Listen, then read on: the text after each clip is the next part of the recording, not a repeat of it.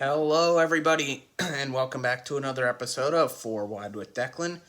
As always, we will discuss NASCAR-related topics, so let's get right into it. Our first topic is NASCAR tweaking the open exemption provisional. So before the start of the 2025 season, NASCAR introduced the open exemption provisional for drivers with a significant racing resume in other series to be automatically locked into NASCAR Cup Series events.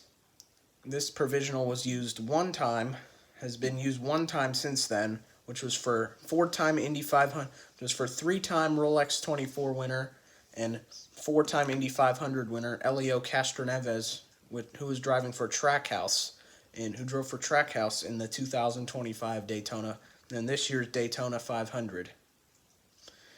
And today they made four changes to the they made four changes to the open exemption provisional.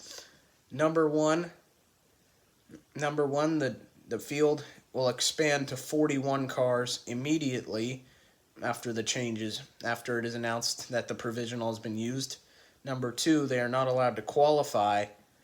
They're not allowed to qualify into the race normally, like they're not allowed to take part in normal qualifying. And then number three,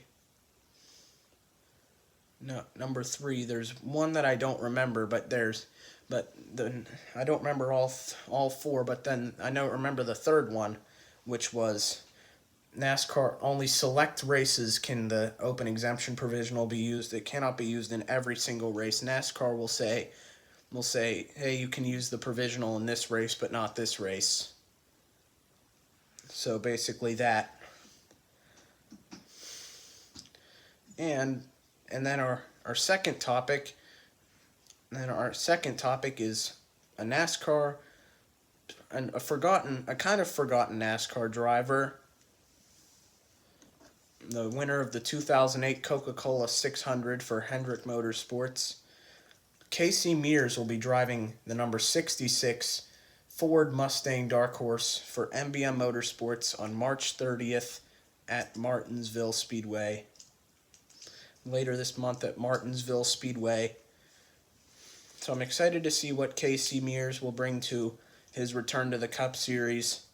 Although it's not in the best equipment, so I think his abilities are limited in this one-off start.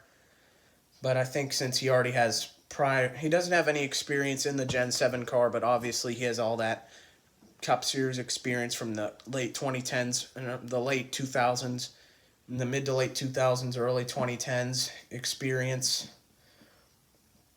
So I think he'll be driving with that car. We saw that car run up front in the duels, that 66 car run up front in the duels, in the Daytona duels with Chandler Smith until he got crashed. And MBM, they are bringing a new Cup car to this event because the car was totaled from that crash. But it's nice to see that team come back and be able to run another race. And finally we have our weekend prediction. This weekend, Las Vegas, the first intermediate 1.5 mile cookie cutter track of the season. My pick to win the Cup race and my pick to win this weekend's Pennzoil 400 is not Christopher Bell. I think it'll be Kyle Larson snapping Christopher Bell's win streak by winning his first race of the year, because the only Cup Series points-paying race here in 2025 that was won by a driver not named Christopher Bell was the Daytona 500, and Larson's teammate William Byron won that race. So I think the Hendrick cars will be a force to be reckoned with. Obviously, Larson won this race last year. Byron won it 2 years ago.